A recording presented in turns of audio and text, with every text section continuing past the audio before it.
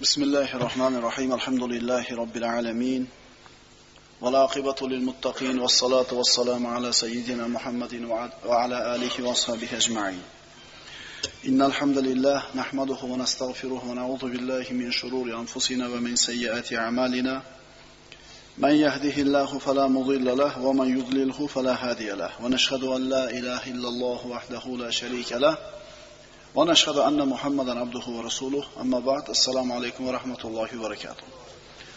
Alloh azza va jalla ushbu sayyidaron kunni barchamizga barakotli qilgan bo'lsin. O'tgan darsimizda birodarlar mana Ali ibn Abi Talib karramallohu vajhahuning hayotini o'qib o'rganishni boshlagan edik. Bugun inshaalloh ikkinchi darsimiz Ali roziyallohu anhuning taqvosi. Shabi aytadi, kunlarning birida Ali roziyallohu anhu ko'fa ko'chalarda borar ekan, bir eshik oldida to'xtab suv so'radi. Bir joriya uydan chiqdi, uning qo'lida ko'za va sochi bor edi. Ali roziyallohu anhu uning undan bu kimning uyi deb so'radi. Joriya falonchi qastonliki deb javob berdi. Ali ibn Abi Talib suv ichmasdan ketaverdi yerdan. Chunki ana shu falonchi qastol deyilgan odamni ishida bir shubha bor edi, bundan taqvo qilishlik lozim bo'ladi. Garchi chanqagan bo'lsa ham ichmasdan ketaverdi. U kishining tavakkuli. Yahyo ibn Murrodan rivoyat qilinadi. Ali roziyallohu anhu tunlarni namoz bilan o'tkazishlik uchun, tatovu namoz o'qishlik uchun masjidga chiqar edi. Uni qo'riqlash uchun chiqdik deydi Yahyo ibn Murra.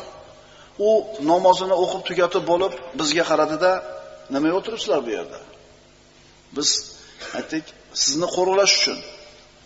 Ali aytdi, "Meni samo ahlidan qo'riqlaysizlarmi yoki yer ahlidanmi? Ya'ni farishtalardan qo'riqlaysizlarmi yo odamlardanmi?" Biz yer ahlidan dedik. Ali roziyallohu anhu aytdi, "Samoda hukm qilinmagunicha yerda biron narsa sodir bo'lmaydi." Ya'ni taqdirda yozilgangina narsa bo'ladi. To qadari kelmagunicha har bir odamning ustida uni himoya qilib turuvchi ikkita farishta bo'ladi. Modomiki peshonaga shu balo musibat yozilmaganmi, uni qo'riqlab turadigan albatta farishta bo'ladi. Ikkita farishta bo'ladi. Qachon qadar, ya'ni taqdir qilingan ish kelsa, ana shu ikkala farishta ana shu qadarda taqdir qilingan ish bilan bu insonni o'rtasini xoli qo'yadi. Shunda qadar sodir bo'ladi. Albatta Ali dedi, Alloh tomonidan bo'lgan bir mustahkam qo'rg'on ichida bas ajalim kelgan bo'lsa, ana shu qo'rg'on ochilib ketadi eshiklar dedi. Demak, u kishining tavakkuli shu darajada bo'lganki, Alloh taqdir qilgan bo'lsa musibat yetadi, bo'lmasa yo'q, xotirjam bo'lgan. Allohga bo'lgan tavakkul insonning qalbiga tamomiy xotirjamlik, osoyishtalikni, sakinatni olib keladi. Boshda tursa hisob kitob bo'ladi. Agar qalbga tushsa g'amga aylanib qoladi. Qaytarib aytaman, hisob kitob qilamiz. Agar shu ketishda ketsa, bunday bo'lsa, bahorga chiqib turib bunday bo'lib ketishi mumkin. Hisob kitob bo'ladi. Shuning uchun hozir bunday qilaylik. Hisob kitob kallada bo'lsin. Endi nima qilamiz deb turib, kalladagi narsani qalbga tushirib qo'ysak, g'am bo'ladi, bu tavakkulimizdagi nuqson bo'ladi, birodarlar. Tirikmizmi? Demak, rizqimiz ham bor. Tavakkul, birodarlar. Tavakkul sababni qilish, natijasini Alloh taologa topshirishlik. Annama asobahu lam yakun liyuxtiyahu. Kishi unga taqdirda kelishi yozilgan narsa adashmasligiga iymon keltirmagunicha. Ya'ni yozildimi? Aniq keladi. Yozilmadimi? Aniq kelmaydi. Shunga ishonib olmagunicha iymonning mazasini totmaydi. Sahobalar tavakkul qilishgan, ular tavakkul qilishmagan. Tavakkul sizga bog'liq bo'lgan sababni qilib, natijasini Allohga tashab qo'yish. Tavakkul beparvolik. Allohda aytgani bo'ladi deb yuraverishlik. Biz odamlarni qarasang, shu masalada ikkiga bo'linib olgan. Tavakkal qilgani, tavakkal qilib turib hech narsa qilmay qo'ygan. Ikkinchisi hisob kitobni qilgan, qalbga tushirib olgan, tavakkul bo'lmay qolgan, g'amga aylanib qolgan. O'zimiz xohlagan natijaga erishishlik uchun sababni qilamiz, g'amni Alloh taologa topshirib qo'yamiz. Sahobalarning tavakkuli tavakkul bo'lgan, tavakkul emas. Yalqovli sukashlik emas. Ular sabablarni albatta qilishgan, ammo sababni o'ziga suyanishmagan. Chunki diqqat qilinglar. Chunki sababni o'zigagina suyanishlik, birodarlar, shirkni bir ko'rinishi bo'ladi. Sababni o'zigagina suyanishlik shirkni bir ko'rinishi bo'ladi. Sababni qildik, kimga suyanamiz? Alloh azza va jallaning marhamatiga suyanamiz. Demak, sahobalar har bir ishida Allohga suyanar edi, o'ziga bog'liq sababni qilib qo'yganidan keyin xuddi yosh bola har bitta ishda o'zini onasiga suyanganidek. Ali ibn Abi Talib roziyallohu anhu duosi ijobat kishilardan edi. Bir kishi Ali ibn Abi Talibga yolg'on gapirdi. Ali roziyallohu anhu, sen meni aldayapsan, sen menga yolg'on gapirding dedi. Haligi odam yolg'on gapirmadim dedi. Yolg'on gapiryapsan, men seni duoibat qilaman dedi. Duoibat qilaver dedi. Ali roziyallohu anhu duo qildi. Mana shu kishining ikkala ko'zi ko'r bo'lib qoldi. Ya'ni mana shu odam menga yolg'on gapirayotgan bo'lsa, ikkala ko'zini ko'r qilgin deb duo qiluvdi, ikkala ko'zi ko'r bo'ldi. Ojiz bo'ldi. Zohidligi. Umar ibn Abdul Aziz rahmatullohi alayhi aytadi, Ali roziyallohu anhu odamlarning eng zohidroqlaridan edi. Majma' ibn Sulaymon at-Tami aytadi, kunlarning birida Ali ibn Abi Talib qilichini ko'tarib bozorga chiqdi. Kim mendan bu qilichimni sotib oladi? Bozorga solib yuribdi. Xalifa jangga olib chiqadigan asbobi qilichini sotgani chiqdi. Nima uchun sotgani chiqdi? Agar 4 dirhamim bo'lganida o'zimga izor sotib olgan bo'lardim, shu qilichimni sotmasdim dedi. 4 dirham puli yo'q, birovdan qarzga olmayapti, birovdan narsaga so'ramayapti, qilichini ko'tarib chiqyapti. Ana birodarlar, zohidlik qanaqa bo'lgan? Vaholanki qo'lida musulmonlarning baytul moli bo'lgan, musulmon mamlakati ancha boy badavlat bo'lgan shu paytda. Ammo bu kishi baytul molga qaramagan, musulmonlarning molidan taqvo qilgan. Bizda mansabga nimaga intilinadi? Mansabga boylikka intiladi desiz, o'zi boy bo'ladi u odam. Yana ham ko'proq boy bo'lish shunda. Shunaqami? Bu kishilarni ko'ringlar, xalifa bo'lib turib, 4 dirham puli yo'q, izor olgani bozorga chiqib qilichini sotyapti. Bizi aqllarimizga haqiqatan sig'maydi bu narsa. Hozirgi aqllarimizga. Bir kishi kunlarning birida Ali roziyallohu anhu ning huzuriga kirdi. Uning ustida napiz ko'ylagi bor, sovuqda havo, qaltirab soqati o'tirar edi. Haligi kishi xalifaning ahvolini ko'rib, "Ey Amirul Mu'minin, Alloh sizga ham berganmi baytul moldan haqni? Baytul molda sizga ham haqqingiz bor-ku, oilangizga haqqi bor, nasibingiz bor-ku" deganida Ali ibn Abi Talib aytdiki, "Allohga qasam, men sizlarning molinglardan biror narsani olmayman" dedi. Vaholanki haqqi bor. Vaholanki haqqi bor. Islomda avvalida islomga xizmat qilib qo'ygan kishilarga Abu Bakr Siddiq roziyallohu anhu katta bir nafaqalarni ajratib qo'ygan. Umar ibn Xattob davrida ham bu narsa bo'lgan. Keyingi xalifalar davrida bo'lgan oylik maoshi. Ammo Ali roziyallohu anhu olmayapti. Zohidlikka dalolatmi bu? Odobi. Ali roziyallohu anhu esini tanigan kunidan boshlab payg'ambarimiz sollallohu alayhi vasallamning uyida katta bo'ldi. Nabaviy odob bulog'idan to'yib ichdi. Sayyidul olaminning axloqidan o'ziga yuqtirdi. Mana shu odobni asari, belgilari, so'zida, yurish-turishida, harakatlarida, fe'llarida shunday ko'rinib turar edi. Abbosning mavlosi Suhayb aytadi. Abbos ibn Abdul Muttolib Ali ibn Abi Talibning amakisi. Abbosning mavlosi Suhayb aytadi, "Men Ali roziyallohu anhuni Abbos ibn Abdul Muttolibning qo'lini va oyog'ini o'pib turib, "Ey amaki, mendan rozi bo'ling" deyotganligini ko'rdim. Amakisini oyoq qo'lini o'pib, "Mendan rozi bo'ling amaki" deyapti. Vaholanki manzilat, martaba jihatidan Ali ibn Abi Talib Abbos ibn Abdul Muttolibdan baland bo'lgan. Lekin amakisi bo'lgan, otasining ukasi bo'lgan, jigari bo'lgan, yoshi ulug' bo'lganligi uchun mana shunday bir hurmat, izzat ko'rsatyapti. Shuning uchun haligi 3-4 ta kitob o'qib qo'ygan, 2 ta sura yodlab qo'ygan ukalar, hali o'zimizdan ichida ketib qolsak, qarindosh urlarcha kirganda bular hech narsani bilmaydi deb turib kibrga ketmaylik. Ali roziyallohu anhu amakisini qo'lini oyog'ini o'pyapti. "Mendan rozi bo'ling" dedi. Bu odobiga dalolat qiladi bu kishi. G'ayurligi. Uning salomat fitrati, qalbining sofligi va Allohga bo'lgan itoati Ali roziyallohu anhuni g'ayur bo'lishlikka undadi. Birodarlar, g'ayurlik erkak kishida bo'lish kerak bo'lgan sifat. Musulmon erkak kishida bo'lishligi o'ta muhim. Ayrim kishilarni ayollari yolg'iz o'zi bozorda chiqib, erkaklarga aralashib, g'ayri dinlarga aralashib yurganini xabarini eshitib Ali ibn Abi Talib aytdiki, ana shunday kishilarga qarab, sizlarning ayrimlaringizning ayollari bozorlarga chiqib, begonalar bilan aralashib yurganini xabari menga keldi. Uyalmaysizlarmi? Ayollaringizlarni rashk qilmaysizlarmi dedi. Ayolini o'zini ko'chaga qo'yib yuborgan. Hozirda ham bor bunaqalar. O'zi o'tiradi uyda.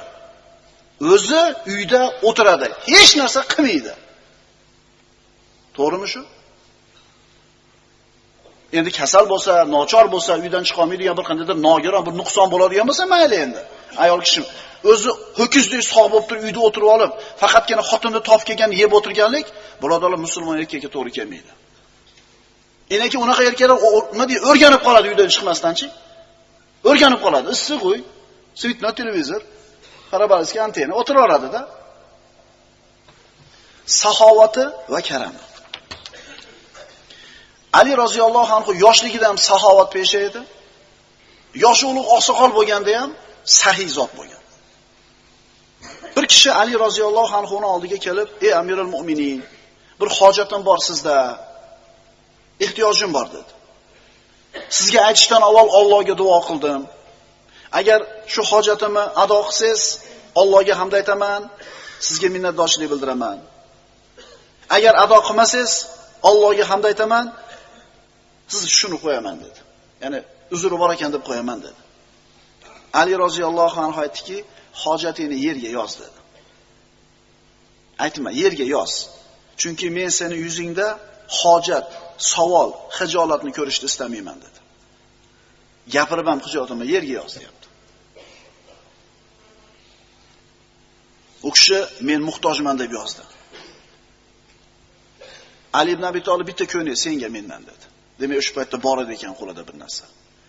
Keyin hali odam yana hojatim bor dedi, 100 dinor senga dedi. Buni ko'rib turgan Asbaq aytdi, Amirul Mu'minin, bitta odamga bitta ko'yni bilan 100 dinor beraverasizmi dedi. Ali roziyallohu anhu aytdi, "Ha" dedi. Ya'ni shu so'rayotgan odam shunga loyiq odam edi.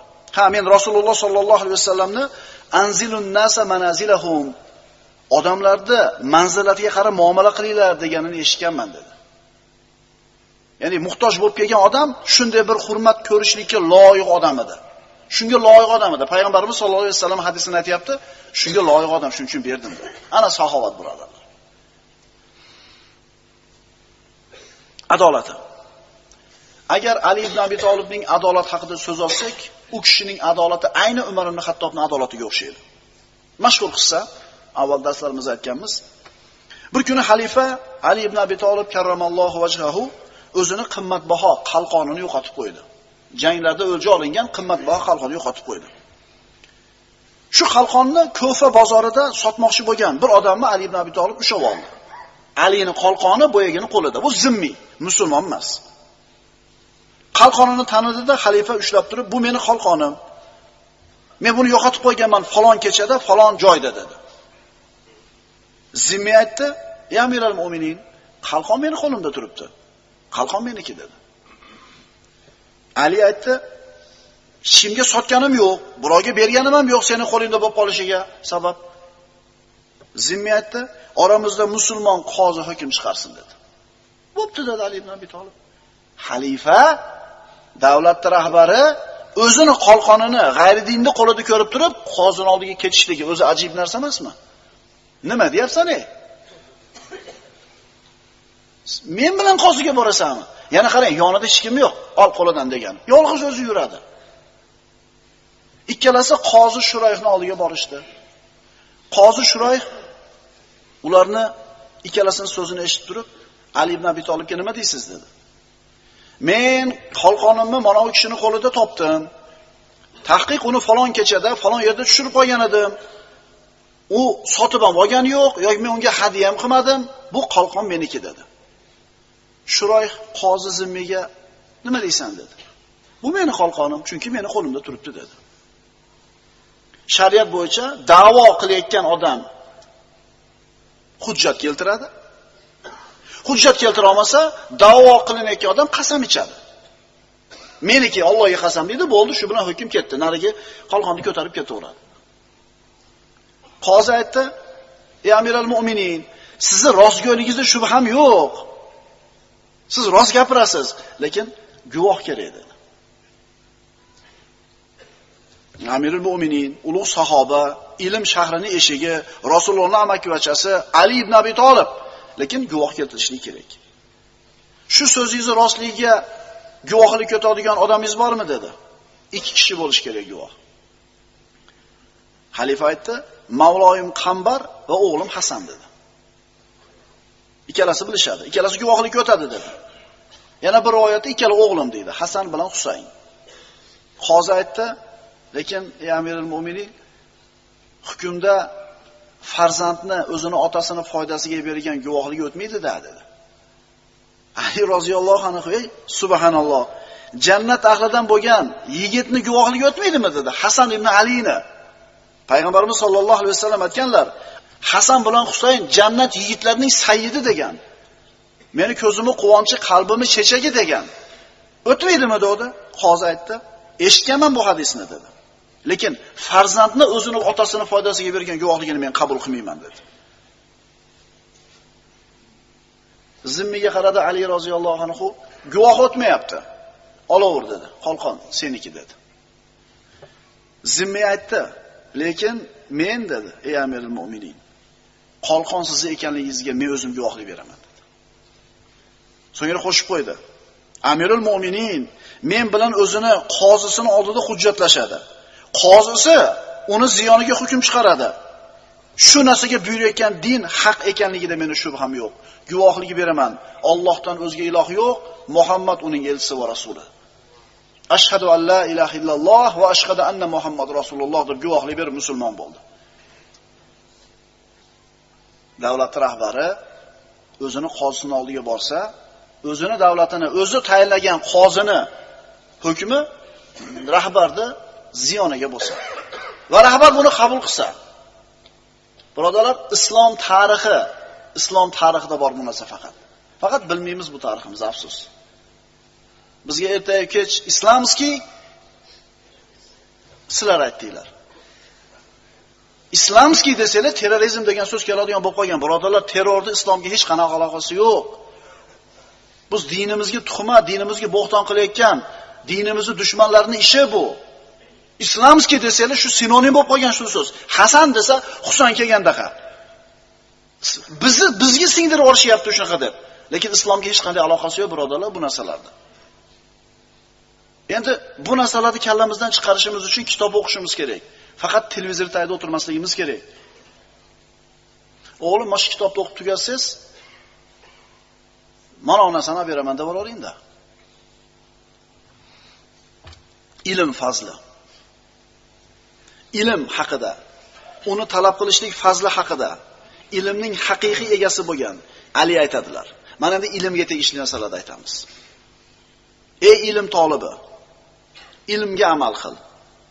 Ilmiga amal qilgan va ilmi amaliga muvofiq kelgan kishigina haqiqiy olimdir. O'qib qo'ysanglar olim emas, yodlab qo'ysanglar olim emas, amalda tatbiq qilsa olim. Yaqinda ilmni yod olgan, lekin ilmi xalqomidan yuqoriga ko'tarilmaydigan qavmlar keladi. Faqat gapiradi, amalida ko'rinmaydi bu narsa. Ularning ilmlari amallariga, ichlari tashlariga, tashqarilariga teskari bo'ladi. Halqa bo'lib o'tirib olib, bir-birlariga maqtanadilar.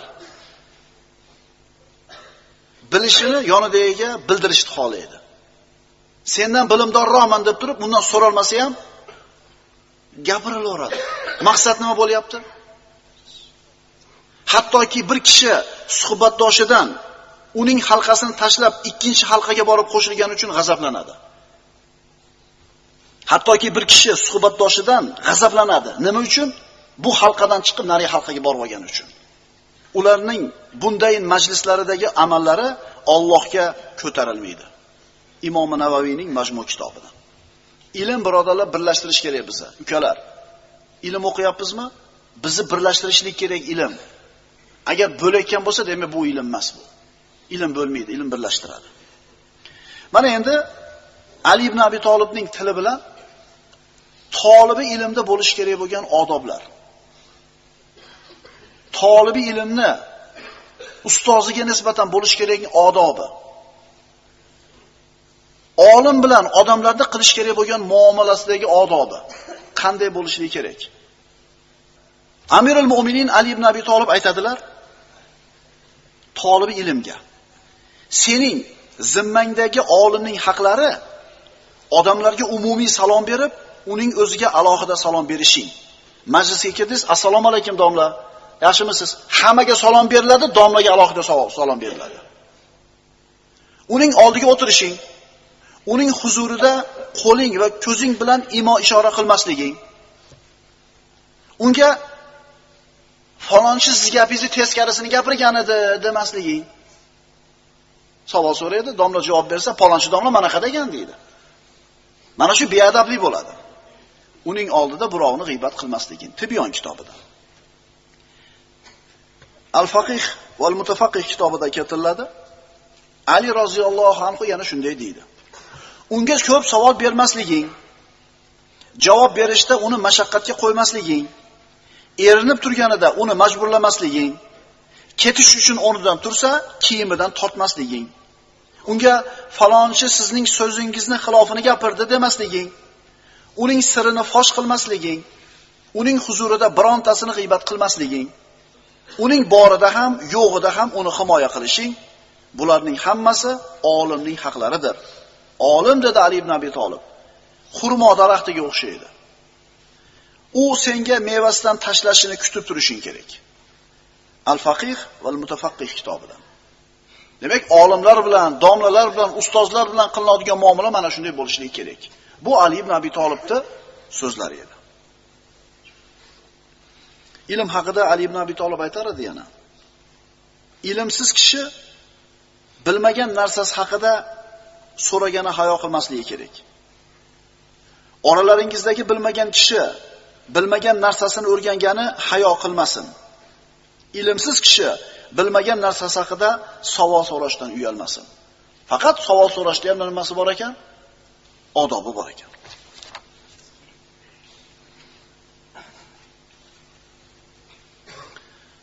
Mana endi savol so'raladi. Domlalar, ahli ilmlar javob beradi. Haqiqiy faqih kim? Haqiqiy fiqh egasi kim? Ali roziyallohu anhuning so'zi. Sizlarga haqiqiy faqih kim ekanini aytib beraymi? Harom, harom, shubha, harom, harom do'radi-yu kimlardir? Mumkin emas. Haqiqiy faqih odamlarni Allohning rahmatidan noumid qilmaydigan, ularga Allohga osiy bo'ladigan ishlarga ruxsat bermaydigan, ularni Allohning makridan beparvo qoldirmaydigan, Qur'onni qo'yib boshqa narsaga rag'bat qilishlikka undamaydigan kishi. Haqiqiy faqih shunday insonki, Allohning rahmatidan noumid ham qilmaydi, lekin gunohlarga yo'l ham ochib bermaydi. Allohning makridan omonda bo'lishga ham chaqirmaydi. Qur'ondan boshqa narsaga muhabbatli bo'lishlikka chaqirmaydi. Fiqhi bo'lmagan ibodatda yaxshilik yo'q. Fahmi bo'lmagan fiqhda ham yaxshilik yo'q. Tadabburi yo'q, qiroatda ham yaxshilik yo'qdir. Rabboniy olim kim? Ali roziyallohu anhu ulamolarni rabboniy olim bo'lishlariga chaqirgan. Rabboniy olim kim? Allohni tanigan, uni buyruqlarini bilgan, bajargan, amal qilgan olim. Ali roziyallohu anhu aytardilar, odamlar 3 xil bo'ladi. Odamlar 3 xil bo'ladi. Birinchisi rabboniy olim. Hozirgi biz aytgan sifatlarga to'g'ri keladigan. Ikkinchisi najot topish maqsadida ilm o'rganayotgan odam. Uchinchisi to'g'ri kelgan odamga ergashib keta oladigan, shamol qayerga essa shu yoqqa moyil bo'lib ketadigan odam. Ya'ni ilmsiz odam degani. Yo olim, yo ilm o'rganuvchi, yo omi deb aytayapti. Ali ibn Abi Talib roziyallohu anhuning hikmatlaridan. Ali roziyallohu anhu hikmatning bulog'i edi. U zotga nuroniy aql va iymoniy jasad ato etilgan edi. U kishidan rivoyat qilingan hikmatlar juda ham ko'p. U kishi aytar edi: ozgina bo'lib, davomli bo'lgan narsa ko'p bo'lib malollantiradigan narsadan yaxshiroq. Taqvo xulqlarning raisidir. Taqvo xulqlarning raisidir. Bo'lmagan narsa haqida so'rama. Chunki bo'lgan narsalarning ustida sen uchun yetarli mashg'ala bor. Mana bo'lsa nima bo'ladi? Mana bo'lsa bo'ldimi yo'q. Bo'lgan narsani gapir. Bo'layotgan narsa sen uchun yetarli ham, bo'lmayotgan narsani so'ramagin. Har qaysi idish unga bir narsa solishlik bilan torayadi. Faqatgina ilm idishi unga har qancha solma, faqat kengayaveradi. Dunyoning achchig'i oxiratning halovatidir. Dunyoning halovati oxiratning achchig'idir. G'ayur kishi hech qachon zino qilmaydi. G'ayur kishi hech qachon zino qilmaydi. Chunki siz nima qilsangiz, aqlingiz ham xuddi shu narsa duch kelishligini fikr qilsangiz, birodar ayolga qaramaysiz, chunki sizga ham qarashadi. Yoki sizga ham qaraydi biroga. Demak, haqiqiy g'ayur kishi nima qilar ekan? Zino qilmas ekan. Ibratlar naqadar ko'p, ammo ularga e'tibor kam. Xilvatda ma'siyat qilishdan ehtiyot bo'linglar, chunki hukm chiqaruvchi ularni hammasiga guvoh. Hukmni kim chiqaradi? Alloh chiqaradimi? Hech kim ko'rmayotgan joyda gunoh qiluvdingizmi? Alloh ko'rdi. Istig'fori bor bo'la turib, noumid bo'lgan kishidan hayronman. Istig'for bormi? Istig'for aytsangiz Alloh mashaqqatingizni yengil qilishiga ishonasizmi? Noumid bo'lmang. Istig'for ayting, umidvor bo'ling. Iffat faqirlik ziynati, shukr boylik ziynati. Amalsiz duo qiluvchi ipi yo'q kamondan o'q otuvchi kabidir. Amal yo'q, duo qilaveradi. Amal yo'q, duo qilaveradi. Kutaveradi, umid qilaveradi, lekin hech narsa yo'q amalida. Ipi yo'q kamondan o'q ketadimi? Eng og'ir gunoh egasi parvo qilmaydigan gunoh. O'zingda bor bo'lgan aybni boshqalarda ayblashliging sen uchun eng katta ayb. O'zingda bor bo'lgan aybni boshqalarda ayblashliging sen uchun eng katta ayb.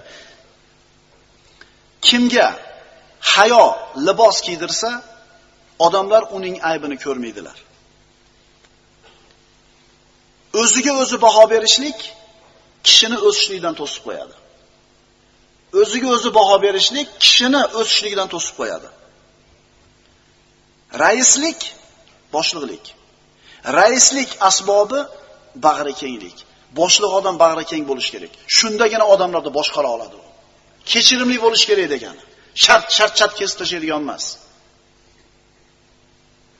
Gunohni tark qilish tavba talab qilishdan osonroqdir. Kishining kimligi uning tilini ostiga yashirib qo'yilgan. Agar ibrat olaman desanglar, ibrat ko'rsatildi. Eshitaman desanglar, eshittirildi. Hidoyatlanaman desanglar, hidoyat ko'rsatildi.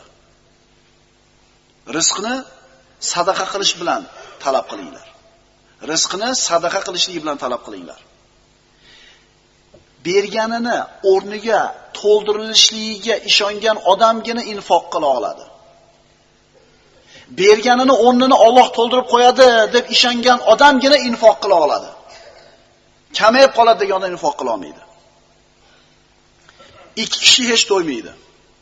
Ilm talabida bo'lgan va mol talabida bo'lgan kishi. G'iybat ojizlarning mehnati. G'iybat ojizlarning ishi. Albatta qalblarning ochilgan va yopiladigan vaqti bo'ladi. Qalb ochilgan paytda uni nafillarga buyuring. Yopilgan vaqtda esa farzlar bilan kifoyalantiring. Insonni qalbi ochilib, ruhoniyati bir ochilib, iqbol qilib qolganda nafl namozlar kechasi, nafl ro'zalar kunduzlari, tinimsiz tasbih tahlil, Qur'on tilovatiga buyuramiz, ammo ba'zida ozgina mollanlar ham charchab ham qoladi. Charchab qoladi. Shunda farzni qilib tursa nima bo'ladi? Shuning uchun siz amalga buyurayotgan birodaringizni holiga qarang. Ko'tara olmayaptimi? Naflni buyurmay turing. Naflni buyurmay turing. Kim o'z ra'yida turib olsa, halok bo'ladi. Kim odamlardan maslahat olsa, ularning aqllariga ega bo'ladi. Aql to'lsa, so'z ozayadi. Aql to'lsa, so'z ozayadi. O'shuning uchun yosh kattalarimizning so'zi oz. Chunki aqllar to'lgan. Ko'pni ko'rdi, yaxshi yomon kunni ko'rdi, kerak emas gaplar ko'p bo'lishini bildi. Shuning uchun yoshi ulug'larimizning aqli to'lgan, o'shuning uchun so'zi oz. Dunyo egalari dunyoparastlar. Ulov ustida uxlab ketayotgan kishiga o'xshaydilar. Ulov qayoqqa olib kelsa, ketaverganidek, faqat dunyoni qo'ygan dunyo ahllari ulovning ustida uxlab ketayotgan odamga o'xshaydi. Aqulu qawli hada va astaghfirulloh li va lakum. Assalomu alaykum va rahmatullohi va barakatuh.